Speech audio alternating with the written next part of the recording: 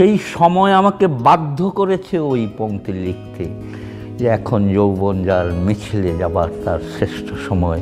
এভাবেই বিপ্লবের সুরে তারুণ্যকে জাগাতেন তিনি। আবার এখন তুমি কোথায় আছো, কেমন আছো, পত্র দিও। এক বিকেলে মেলায় কেনা খামখেয়ালি তালপাখাটা খুব নিশীথে তোমার হাতে কেমন আছে, পত্র দিও। এভাবে প্রেমের শ্রেষ্ঠ উপলব্ধি দিতেন তিনি। বলছি প্রেম ও বিপ্লবের কবি হেলাল হাফিজের কথা। তার লেখা বিপ্লবী কবিতা বাংলাদেশের স্বাধীনতা আন্দোলনে জাগিয়েছিল তারুণ্যকে। 90 স্বৈরাচার বিরোধী আন্দোলন বা সে দশকের তারুণ্যের অনুভূতির খোরাক হয়ে উঠেছিল তার প্রেমের কবিতা। কিন্তু ওগো বাঁচিব না, মরিয়া যাইব আমি মরণের আগে। হেলাল হাফিজ তার অবেলা কবিতার এই লাইনকে সত্যি প্রমাণ করে চলে গেলেন। বেঁচে থাকলেন তার রচিত কবিতার লাইনে ছন্দের সাথে। জলের আগুনে পুড়ে হয়েছি কমল, কি দিয়ে মজবে বলো আগুনের জল। শুক্রবার সুপারহোম নামে শাহবাগের একটি হোস্টেলে তিনি শেষ নিঃশ্বাস ত্যাগ করেন।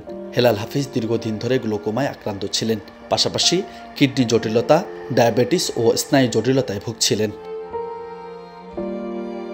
প্রেম ও বিচ্ছেদের কবি হেলাল হাফিজের মৃত্যুকালে বয়স ছিল ৭৬ বছর।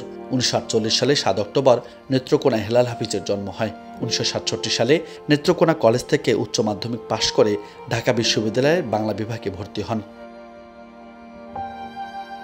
উত্তাল 60-এর দশক হয়ে ওঠে তার কবিতার উপকরণ।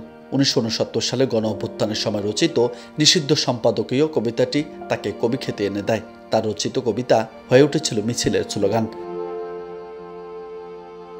1986 সালে প্রকাশিত প্রথম কবিতা গ্রন্থ যে জলে আগুন জলে কবিতাকে নিয়ে যায় জনপ্রিয়তার শীর্ষে। এরপর বইটির 33টির বেশি সংস্করণ বেরিয়েছে।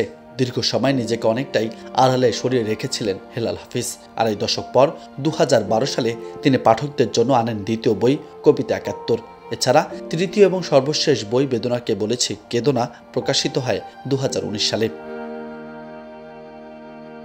দেশে খ্যাতি পাওয়া কবিদের মধ্যে অন্যতম হেলাল হাফিজ সাহিত্যে 2013 সালে বাংলা একাডেমি পুরস্কার পান। তার আগে খালেদা চৌধুরী পুরস্কার সহ নানা সম্মাননা পেয়েছেন তিনি।